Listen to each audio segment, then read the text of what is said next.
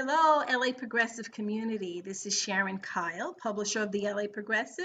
And today we're going to be talking to a wonderful guest who's going to talk to us a little bit about Los Angeles County and how it operates the largest jail system in the United States. According to a website that is hosted by UCLA, it's called Million Dollar Hoods.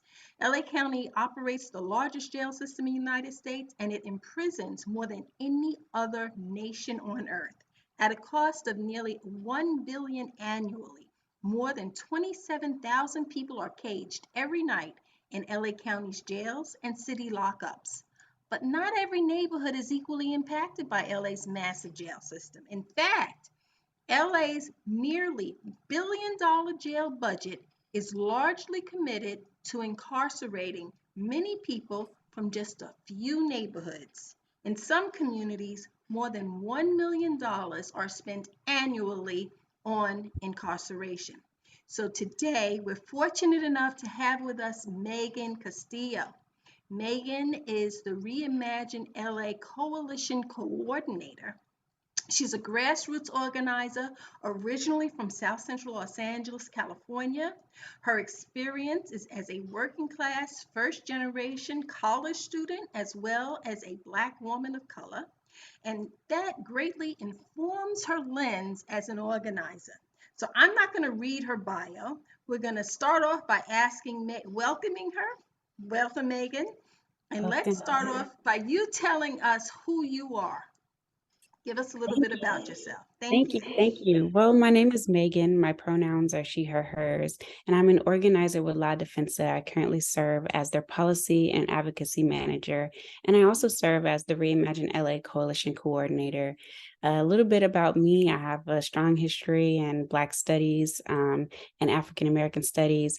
I also have my master's in social work, but more than that, though, I consider myself a change agent and someone that's really committed to this work, the work that I call liberatory work, because ultimately, as you've laid out, it is folks that look like me, that look like you, that are disproportionately impacted by these systems that were not built by us, right? And it's all on purpose. And so I have really dedicated my life to just trying to make sure that we're able to change the material conditions of our people, the folks that we see every day and that we know and love, and ultimately hope to just make a difference.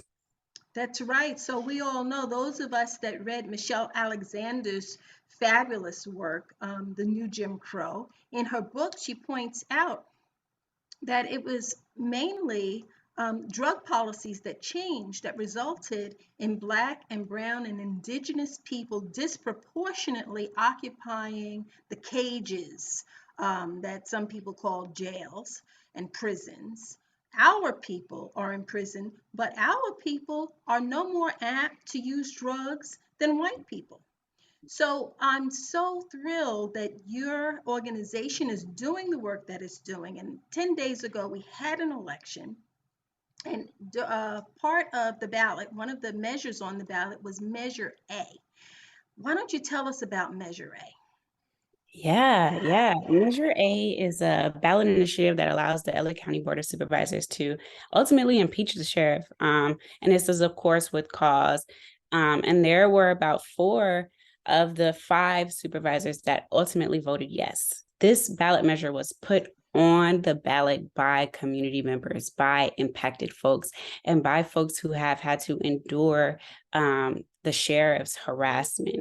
And so what's really, really important about this particular measure is that piece around for cause, right?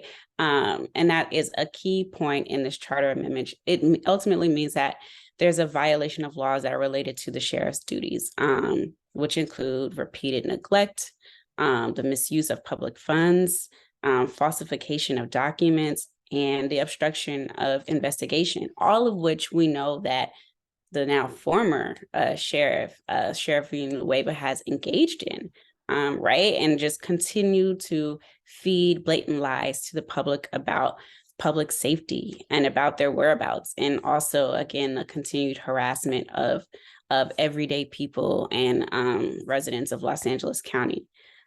specifically under the Sheriff Villanueva's watch, we've seen each of the above behaviors and the need for this accountability measure, specifically Measure A, which of course is sheriff accountability. So some people might not know this, but what is the relationship between the Los Angeles County Sheriff and the Los Angeles County jails?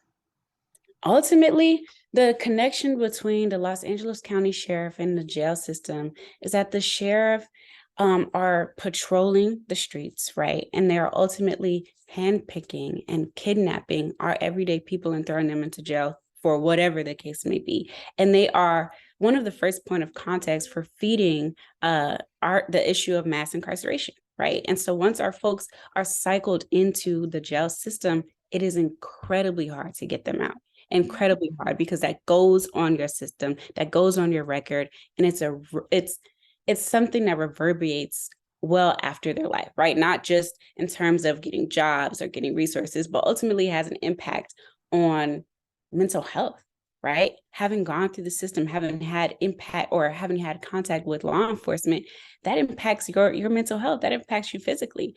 And then some folks, and this is why I think it's important that Measure A specifically was led by those who are directly impacted. Some of our folks who go into the jail system don't come out. And they don't, ultimately, some of them have not been charged with anything. And that's not to say if you're charged, it's okay. That's to say they haven't even been charged with anything. They go in and they get brutalized by law enforcement and they don't ever make it out. And so it's Yes. really, really important to draw that connection between the first point of impact and contact with law enforcement and how they ultimately cycle our folks through this pipeline of mass incarceration. And we know one of the ways that ultimately we can disrupt the cycle is to mitigate and to reduce the amount of contact that we have with law enforcement, right? How do we begin to think about removing them so that we build a system of care for ourselves that is led by and fueled by community members? That's right. Well, thank you so much because from what I understand you to say, there's a significant portion of people that are in LA County jails that haven't even been to trial yet.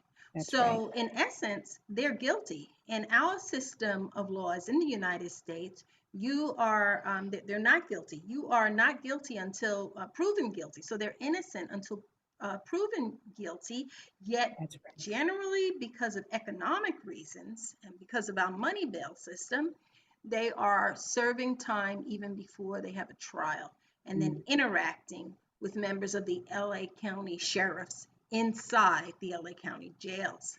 Now, can you talk to us about the connection between Measure A and Measure J? Yes, absolutely. So, in terms of the connection between Measure A and Measure J, it really just speaks to the reality that our people, our community members, are screaming loud and clear that they want to see alternatives to incarceration. Measure J was passed in November of 2020, overwhelmingly by 2.1 million LA County voters. Measure J was led by impacted families, just like Measure A. And it ultimately centered leadership of our folks, of everyday people. And Measure J ultimately changed the county charter in stating that the county must allocate at least 10% of the county's unrestricted, locally generated funding toward care first and toward alternatives to incarceration, right? So that means none of the money that is allocated toward Measure J should go toward law enforcement. And then here we have Measure A, again, screaming for accountability for law enforcement specifically, right? Because we've seen time and time again how law enforcement agencies have what some of our folks like to say, pilfered the public purse, right? They are hoarding a lot of the resources, and ultimately it's difficult for us to see the material conditions for our folks change because all of the funding is going toward militarized police, surveillance, and everything alike. And so the direct connection here is ultimately our people want to see alternatives to incarceration. They want to see services for youth. They want to see education. They want to see services for job development and workforce development. They want to see mental health services, and they want to see responders that are not necessarily law enforcement. They want to see access to public health. They want to see access to public parks and recreational spaces and reentry services. And so that's where I would kind of draw the connection to Measure A and Measure J. Right. So Measure J is going to take funding based on what the majority of the voters said in 2020 and apply it towards advocacy, towards engagement, holding town halls, communicating with the people, and giving the people of Los Angeles and the county of Los Angeles the opportunity to communicate with the Board of Supervisors and That's talk to the Board of Supervisors about what we want. It's yeah, kind of like, that the Million Dollar Hoods program at UCLA that talked about the amount of money that is spent in certain neighborhoods, but the money that's spent in those neighborhoods is used for surveillance, for over mhm, policing instead of providing the kinds of services that people need. yeah, So I'm just thrilled with the idea that your organization is doing something to change that trajectory. And now that Measure A passed overwhelmingly, the last time I checked, it had over 70%. Now the count yeah, hasn't finished yet, but we're almost done. I think over 70% of the LA County electorate, their votes have been turned in and have been tabulated. So it's virtually impossible for Measure A to not pass. that's So right. I want to talk about what drives your commitment to ending the state sanctioned violence. Yeah, yeah. I mean, ultimately, um, as a Black woman, I am impacted, right? I've seen firsthand how my community members and my loved ones have been disproportionately impacted by the systems at hand. I have loved ones who are incarcerated. I've also lost close friends to uh, law enforcement.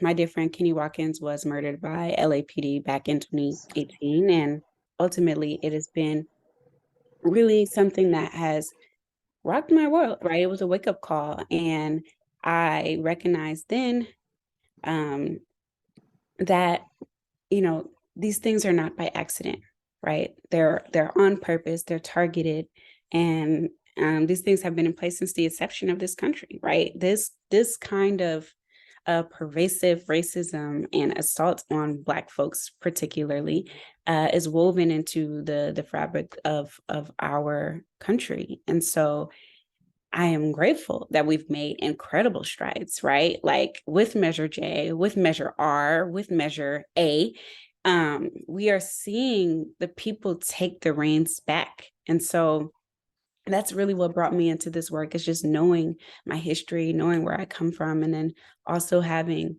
very close experiences with law enforcement at hand. So, and it will continue to fuel me to do the work. I have to remain hopeful. I have to remain hopeful in this work because that is the only way that we'll get free. Right, is to remain hopeful and to believe that we can change. And again, I'm a part of the Reimagine LA Coalition, and so it forces me to reimagine what can that world actually look like for myself and for my loved ones and for my community at large. And that's kind of what keeps me going. Right. Well, thank you, Megan. Let me tell you something. You and the people that you work with at Reimagine LA give me hope. I've been very concerned about these issues, at least for the past 20 years, when I too lost a dear loved one who passed away behind bars. And so my husband and I started the LA Progressive. And I was just telling one of your colleagues that it is really inspirational. It gives me hope to see young people like you making a difference. It's so sad that we have the situation that we have right now with having the largest jailer in the world right here in LA County, and just the fact that my tax dollars help to support Hmm. that really pisses me off. But it also gives me hope to know that we have organizations like Reimagine LA that are working to change that. So let's talk to how people can get involved, how they can donate, talk about the URL. What can people do to help to move the needle forward on this? For certain, for certain. People can get involved by following the Reimagine LA Coalition on all of our social media platforms at reimagine_LA on Instagram and on Twitter. You can always take action with us online at reimagine.la to sign up for updates, as well as take actions to encourage the Board of Supervisors to pass a Care First budget, right? You just mentioned how your tax dollars are going to the harm of our communities.